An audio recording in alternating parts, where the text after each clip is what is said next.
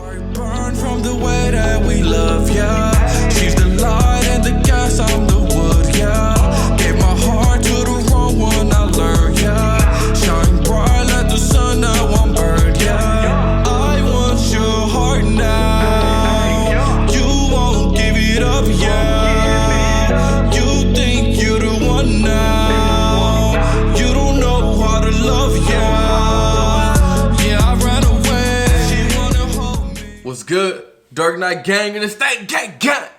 Yeah, y'all see the video, y'all see the title. Yeah, bro, so I'm gonna react to this today because I know SmackDown came on last night. I mean, not SmackDown, Raw came on last night. And you know I'm gonna do top 10 Raw moments tomorrow. So I gotta do this today. This right here, What Culture, Ups and Downs, Hell in a Cell 2020, came on this past Sunday. I'm excited to see what's gonna happen. We got a lot happening on Hell in a Cell. Bro, this is an 18-minute video. Oh, it's only 16 minutes, I'm surprised. All right, that's cool. Still a long video. So I'm not going to pause it. If I have anything to say, I'm just going to speak over the homie Simon. Y'all know I mess with Simon heavy. Shout out to Simon for always giving us these good reviews. Bro, you keep me up to date. I'm going to keep it a stat. You keep me up to date. So I appreciate you, my guy. Shout out to all y'all. Message y'all heavy. You already know y'all part of the gang. I love y'all, bro. Let's go. I'm low-key excited to see what's going to happen. Hello, my friends. If you are watching this episode of Ups and Downs to answer one simple question. Why do I emphasize was low-key? Hell in a Cell 2020 better than that disaster that was known as Hell in a Cell 2019? Well, the answer is yes. Oh, everybody calm down. So Let's go lie in the bath. Not together. We don't know each other that well. But the point is, we can all what is Julie talking about? But my name is Simon. He said go lie in the bath. Business like, to attend to, the hurt business. What are you talking about, bro? We are going to take the finger of power. We're going to go through this pay-per-view, and we're going to give the good bits an up, and we're going to give the bad bits a down. And thankfully, there's a lot of both. Let's do it. All right.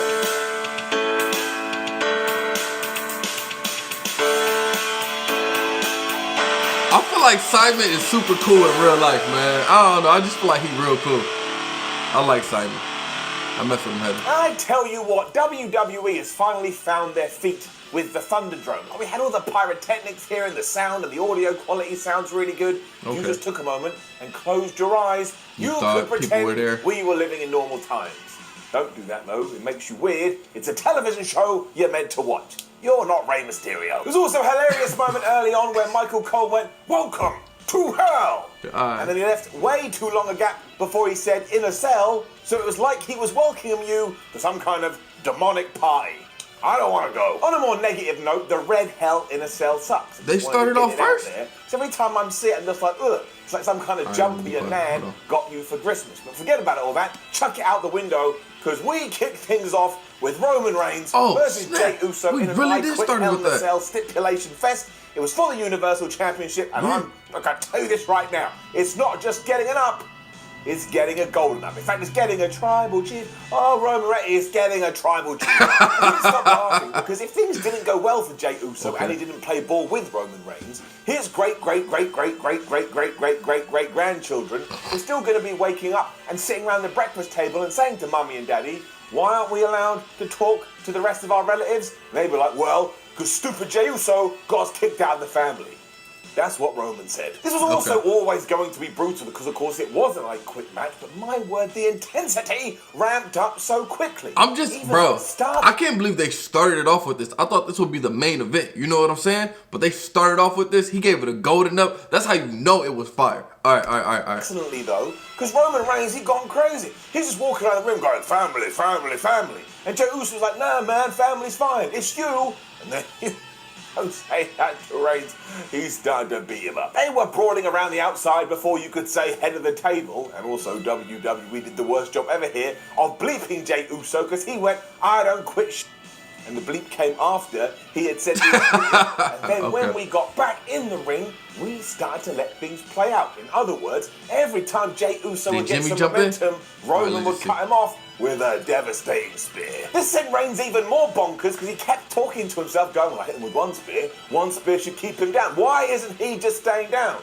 He's a little bit like Stone Cold Steve Austin when he turned bad guy in 2001, but actually, dare I say it, maybe even more believable because it just makes more sense. And by the time Uso was hitting multiple splashes off the top and the referee was saying, "Roman, do you quit, do you quit?" He was like, "No, head of the table, head of the table." I was emotionally invested in this. Yeah, that sounds tight. if you haven't seen it. I have viewed movies that have less narrative than this. Yeah, it sounds fire, bro. Strap before we saw another spear, and then Roman had the strap, and he was slamming Jey Uso, and it sounded like a bomb was going off. So really, WWE snuck a third stipulation in here, because not only was it going on in Hell in a Cell, not only was it I Quit, but yeah, for a good chunk, it was also a strap match. Too much. The whole point, though, was that Jey Uso was never going to quit, so when he had clearly they hit each other with that strap, but okay. He started choking Roman Reigns, and I kid you not, it actually looked like Roman Reigns had been murdered in the middle of the ring. He had drool coming out of his mouth, was all like looking like that. Okay. Well, I don't really know what. So they were really playing a part. They were selling it, huh? That's tight. You just hear a little whisper from Roman's mouth, and you listened in, and he went, head of the table, of course. Now, in any real walk of life, this whole thing would have been called off, but it's sports entertainment, and you have to say I quit if you want the match to end. Roman Reigns decided he was going to do that by locking in the guillotine choke, but then we had the reverse of what we had just witnessed. Jey Uso was then knocked out cold on the floor, and Roman didn't know what to do. I mean, this match... So he still didn't quit? Sense, but I flubbing love it. Reigns also had a look on his face like he was playing Professor Layton and he couldn't solve the next puzzle. Then I genuinely got really scared, because Roman said to himself, well, if he ain't going to quit, I'm going to take it to the next level. And I got down on my knees. I said, Roman, please. I was like Paul Heyman. I was like, Roman, please don't take it to the next level. But you know what he did? He took Jey Uso to the outside. He positioned his head next to the ring post, put the steel stairs on the other side of his Heel Roman and fire. By, meaning he pushed the man's face right into some steel. Heel Roman fire, bro. Graphic, as I think WWE wanted it to, but who cares? The meaning behind it? I was doing ballet dancing. The ref then decided he was going to stop it, but thank everything, Roman grabbed him and chucked him out the ring. He already screwed up the Hell in a Cell last year. We don't need to do it again. And also, like John Cena said in 2011, somebody's got to win this fight. A bunch of other officials then ran in, hoping that their presence would stop this. But that is like trying to turn a light switch off with an orange. It wasn't going to work. So Reigns decided, fine, if he's not going to quit, I will murder him. And as Jey Uso lay on the floor, he got the steel stairs, and he was about to smash it right into his skull when Jimmy Uso genuinely appeared from nowhere. He must have come out of the Phantom Zone. I was like, where did he come from? He was protecting his brother, though, and actually started to say to Roman, you know who this is? This is Josh, which is Jey Uso's real name. Now, I know sometimes when wrestling does that, it can be really corny and really cheesy, but somehow everybody involved in this feud is just, I don't know, they're just all so believable. Yeah, that sounds fire. Buying in. That sounds pretty tight. Oh, well, he's Jey Uso in the wrestling world. In the real world, he's Josh. Makes perfect sense to me. Jimmy and Roman also had this amazing moment here that actually felt like they emotionally connected, and Reigns was crying. And then, do you know what Roman did? He grabbed Jimmy Uso, the man who was recovering from a serious knee injury. He started to choke him out. Jey Uso saw this. He said the words, I quit, because he was so worried for his brother, and I mean it, this is some of the best damn shit WWE. Yeah, man, it sound lit. You had storytelling, you had investment, you had characters, and you had this absolutely incredible shot of Roman Reigns standing over his fallen brethren as he lifted up his title. I will eat at Roman Reigns' table if he ever invites me. If you are watching, I like it. I like it. It sounds pretty tight, bro. The whole time we've established that. Just awesome. Arthur and Sika were then on the rampway to greet Roman Reigns as he left, and even though once again that made no sense, I didn't care, because they embraced him just to double down on this idea that he is the face of the company, he is the Universal Champion, he is the head of the table. I'm going to stop doing that, but he is the man. Somehow, Jimmy and Jey now have to join Roman in this weird clan thing, and you've got this kind of, I don't even know, this Stockholm Syndrome deal going on. It's the way you got to go. I don't even care. Even if they absolutely screw this up, for what we've had over the last couple of months, it sounds fire. It gets a round of applause. Yeah, man. Yeah, man. Tell, given how long I just talked about that. Really good storyline. The action, the storyline. The action, the storyline. Roman Reigns coming back being heel, bro. They did a good job with that. I'll be completely honest. They did a really good job with that. Why do we keep doing this stuff? Down. I mean, what turnaround that is. Because much like with Sheamus, as soon as Elias came out to do his song, the ling ding ding, his big point was, I don't like Jeff Hardy because he's a drunk. Now look, I get it. If Jeff Hardy is cool with this, that's fine. Who is this bald asshole to say otherwise? But it's just too close to home. And in terms of the timeline, I kind of feel like Jeff Hardy's last incident didn't happen that long ago. Why do you have to bring it into the story? It makes me uncomfortable. If you enjoy it, that's fine, but I'm me, and I don't. And it's also another down because the match Understandable. was I hear you. I points. feel you. Because they fought for around about 7 minutes, and Jeff Hardy was going to win with a Swanton Bomb. Elias got out of the ring. Jeff Hardy then went down onto the mats as well. Elias went to hit him with a guitar, missed. Jeff Hardy got it, and being the absolute moron he is, he hit Elias with the guitar, and he got disqualified. What a waste of my life. Plus, they are going to do another match down the line, and I'm not excited about it. Sorry. And the sadness then kept on coming, because it was Otis versus The Miz. Down. Now, the main reason for this is because of the big surprise we got at the end. I'm very proud to say I actually picked up on this halfway through the match. I don't know what happened, but my brain just triggered and he went, I think Tucker is going to turn on Otis. And lo and behold, Tucker did indeed turn on Otis. And some people enjoyed the surprise, and I'm honestly totally cool with that. What? Just screamed of, oh, we can turn someone for the sake of turning someone. But yeah, why they do that? To hit Otis with the Money in the Bank briefcase, and the ref had seen him and kicked him out. Tucker had it. He smashed his former brother, friend, whatever the hell they are, right in the head. Miz was like, oh my gosh, I can't believe it. Yeah. He pinned him. Just to make it even worse, yeah, it means The Miz is now I hate The Miz. I cried when it happened too, simply because He's I don't entertaining, want to see Tucker versus Otis. I want to see them as buddies, and I want to see them as pals. He's about to be Tucker versus Otis, clearly. It was that stereotypical nonsense of, well, we were always in the team, and I was always the main person in the team, I did all the work, but all the spotlight was on Otis. I couldn't buy into it. I couldn't believe it, because at no point has Tucker seemed pissed off at all. In fact, he has felt like all he's wanted to do is make Otis's life the best thing ever. And yes, I get it. You can then say, but Simon, that's what makes it all the more, oh my God, I can't believe it. But I need storytelling, and I need the planting the seeds. I feel you. Just felt like someone in the back went, well, we could turn like, Tucker just let heel. Tucker turn on Otis. I feel you. Pal, that will be I feel you. That wasn't for me. I tell you what, there was no build up to it. Banks but the surprise. All right. The surprise, I mean, that'd be cool. A lot of people got surprised by that. I was clearly surprised. You saw me. I was like, what the F? But, I mean, it's cool. Let's just see what develops with that. You know what I'm saying? But Sasha Banks, you better beat the brakes off of Bayley. Hell in a Cell matches on the show, but Roman Reigns versus Jey Uso was basically more of an I Quit match than in a Hell in a Cell match. When we got Sasha and Bayley, they were allowed to do your more traditional Hell in a Cell bout, and they absolutely kicked each other's ass. Sasha and Bayley made the most of that too, because there was weapons, there was chairs, there was tables. At one point, Sasha kind of ran up one of these tables and kneed Bayley's head right into the steel. There is no way they woke up this morning feeling particularly spruce moose. This continued too, and Banks was just waylaying Bayley with these kendo shots. Breaks off of Bayley. Absolutely disgusting. Then she climbed to the top rope, she went for a frog splash, and Bayley made a chair appear from nowhere, and Sasha smashed right into it. Because why the hell not? And then poof, up, there's the ladder. What the hell was that? And Bayley placed the ladder on 2 chairs, got some spray paint, drew an X onto her former best friend, I suppose in case she forgot where the target was. She then went for the top, she went for a move, Sasha Banks got out of the way, meaning Bayley, because she was holding a chair, not only went careering into the ladder, but the chair smashed right in her face. Damn. I said, ow. They continued to kill each other, including trading Bayley to bellies, until Sasha finally got the bank statement on.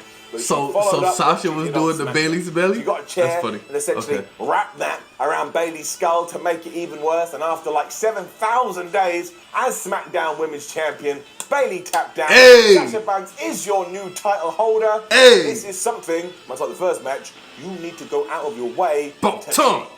Absolutely fabu. And here I think this was absolutely bizarre given the first match in the feud, and it feels like we've already blown the whole thing off. So how we get to round 2, I don't know. Maybe you can come up with a stipulation that whoever loses has to leave the family. Wait, no, we've done it. Jokes aside though, these two lived up to all the expectations in the world. It sounded like it was fire. It was flipping good. Okay, right, let's get this done. During the pre-show, Retribution and Ali had told the Hurt Business, you pick any of your guys and we'll pick any of our guys and we'll have a match later on. Long story short, it was Bobby Lashley taking on Slapdick, Slapjock, Slapjack, whatever his name is. And then, of course, Slapjack lost after he tapped out to the Hurt Lock.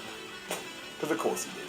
And then a bunch of other dudes from Retribution came in, but Bobby Lashley fought them off. And then the Hurt Business came down afterwards, and they chased away Ali. And Retribution, as far as I'm concerned, are absolute pants.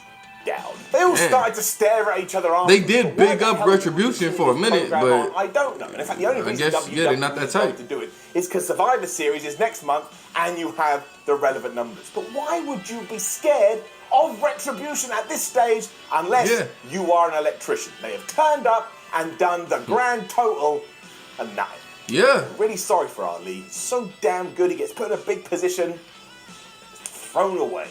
Somebody explain this to me. Our main event was then Hell in a Cell Round 3 or Randy Orton versus Drew McIntyre. Bro, Randy Orton has lost to Drew McIntyre like 2 or 3 times. I'm telling you, Randy is about to win. WWE title, and I will say he will take this it from was Drew. The least best of the trio, but I'm saying least best because it's still pretty good. Okay. And if you're trying to wondering how we put a spin on this one, we've already talked about Sasha and Bayley and Roman and Jey. Well, here it was time to go back to the future. Nope, done it again. What? It was time to go back to the top. Orton didn't get an entrance here because he had dressed back up as Sam Fisher in order to attack Drew McIntyre during his. And before we did go to the top in the Hell in a Cell, once more, these two just pounded the hell out of each other. The problem was, even though we saw things like suplexes through tables that were balanced against the side of the Hell in a Cell, we'd already seen so much. It's just how it works, isn't it? If I wave at you once, like, oh, he waved at me. If I wave at you 20 times, and the 20th one, you're like, well, I get what you're saying. Since we saw so much with Roman, and then we saw so much with Sasha and Bayley, they still perform good, but it's like, bro, we've seen all of this. So this did all lead to them getting out of the cell because Randy Orton got those bolt cutters again. And Byron Saxon's reaction to this was, well, I wonder what he's going to do with those. And I was like, dude, stop.